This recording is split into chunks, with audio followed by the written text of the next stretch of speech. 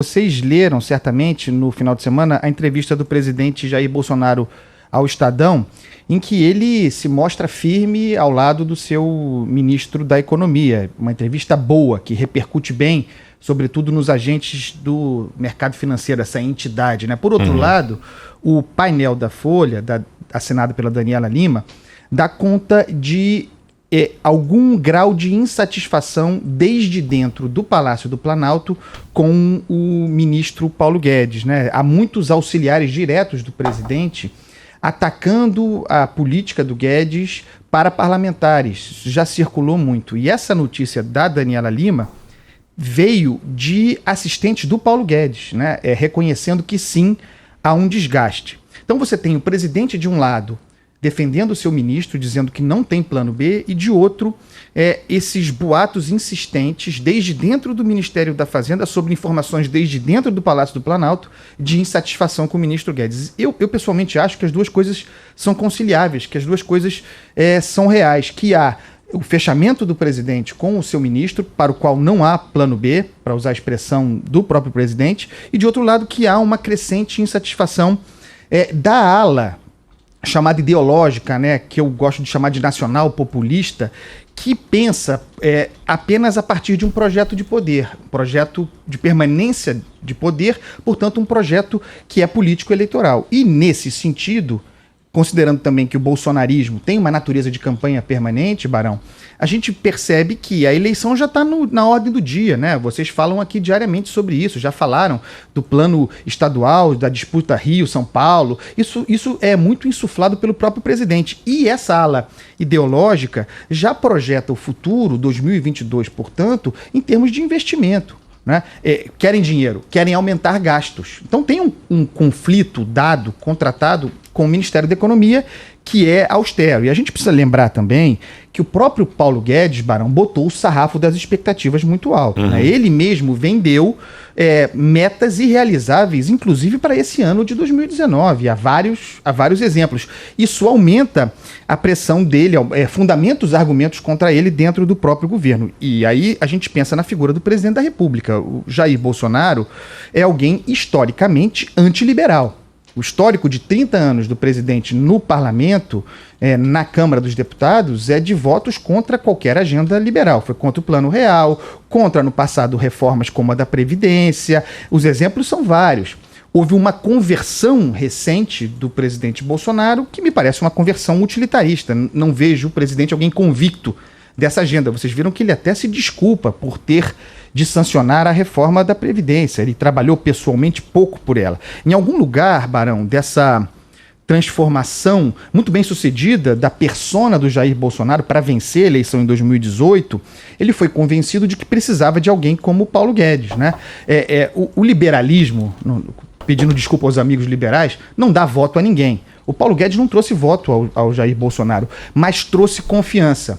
Trouxe o apoio dos empresários, dos banqueiros, do chamado mercado. Né? Eu me lembro, e é bom bater nessa tecla, porque agora tem muita gente pulando já fora do barco, que o tal mercado financeiro apoiou o presidente Jair Bolsonaro desde o início, desde o primeiro turno. Que agora tem muita conversinha de que, o apoio veio apenas no segundo turno contra a ameaça petista, então nós apoiamos. Não. Isso pode ter sido um ou outro. Eu acompanhei essa história bem de perto. Desde o começo, o mercado fechou com o Bolsonaro em função do Paulo Guedes. Estratégia muito bem sucedida do Bolsonaro, em todos os aspectos. Isso não está em questão. Depois, ganhou a eleição e me parece ter compreendido que, para poder governar, Barão, seria importante ter pelo menos um período do receituário liberal para gerar uma espécie de descompressão fiscal, via reforma da Previdência, entre outras, e com isso, aí a gente chega àquele ponto, ganhar condições de investimento em curto prazo.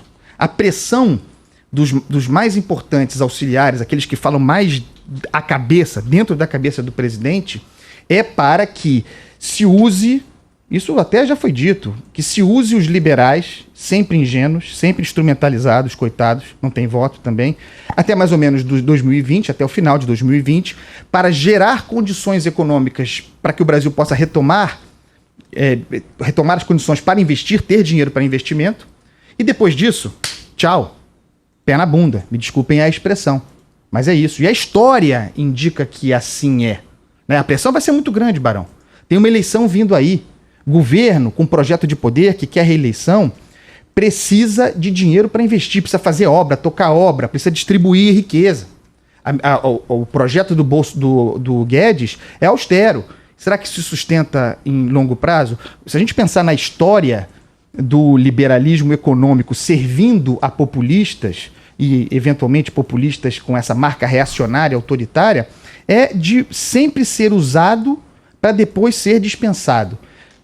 Acredita, como não tem voto, que pode surfar a onda de um líder carismático, no caso como Bolsonaro, mas há vários exemplos na história, se associa a esse projeto, o líder populista entende que precisa daquilo para ter credibilidade, o casamento dura por algum tempo, cria as condições para o projeto de poder populista, eventualmente autoritário, e depois, com essas condições conquistadas para uma espécie de voo de galinha, Barão, tchau, pessoal, tchau. A história indica isso. Ainda tem um aditivo aqui sobre o qual eu gostaria de falar, que é uma natureza do bolsonarismo, qual seja, essa lógica do conflito, essa forja permanente de crises, essa tendência, essa volúpia para o embate.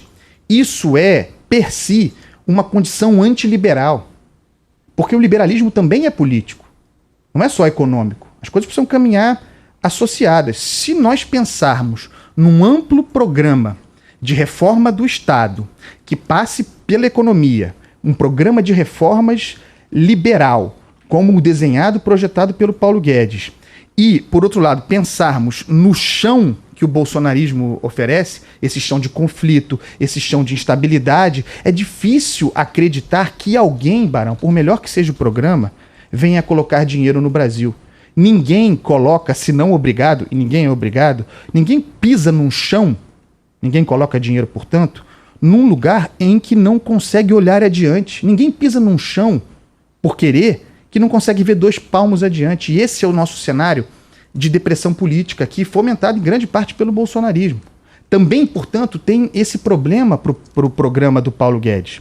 Com isso, eu estou dizendo que o Paulo Guedes vai cair, que o futuro dele está... Não, não estou dizendo. Estou dizendo que, para o futuro dessa relação, eu acho que há muitos problemas. Problemas com fundamento na história, problemas com fundamento na vocação do bolsonarismo, problemas também gerados pelo próprio Paulo Guedes, as expectativas que ele criou, e isso, nós já estamos, inacreditavelmente, em campanha eleitoral.